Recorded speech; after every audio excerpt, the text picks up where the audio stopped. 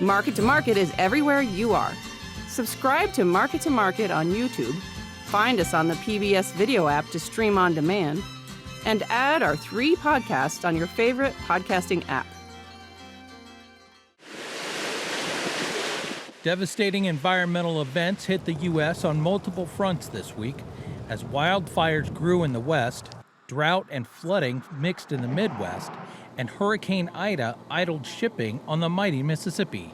We expect the river to open from 9 Mile Point out into the Gulf in 7 days. And I think the main message to America is that we're going to get this river open as soon as possible, ASAP. While Hurricane Ida mostly spared Louisiana crops, it did not spare the nation's most efficient way to ship them. Ships and barges were scattered on the banks of the Mississippi River, causing a stoppage for river traffic just as grain farmers across the Midwest are preparing their combines for the 2021 harvest. We have a lot of ships in the river that are waiting to be loaded. We have a lot of barges in the river that we need to get to the north, because that is how we're going to be able to move the corn and the beans and the grain and the other products up and down the Mississippi River. Hurricane Ida, the 5th most powerful storm to strike Louisiana, made landfall 16 years to the day that Hurricane Katrina struck the Pelican State. The Category 4 storm knocked out power to 1 million people in Louisiana, and authorities say it could be weeks before power is fully restored. Early damage estimates from Hurricane Ida currently hover around $16 billion, and officials anticipate the final total could be as high as $50 billion. The 4th named storm of the season made landfall at Port Fourchon, severely damaging a facility that is essential to the production of oil and gas in the Gulf of Mexico.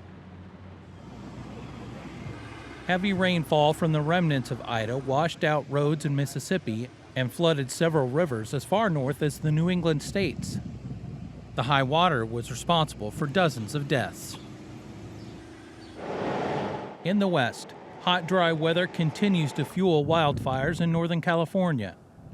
The resort city of South Lake Tahoe lays squarely in the path of the colder fire, and more than 20,000 residents have left the area due to mandatory evacuation orders. The fire has charred over 200,000 acres since August 14th.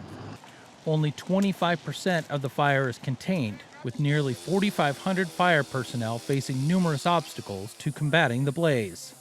We've experienced very erratic winds, very high temperatures, and very low humidities, and we're in areas that haven't burned on some records for decades or even 100 years. It's created a huge challenge for firefighters who are working to try to contain the incident.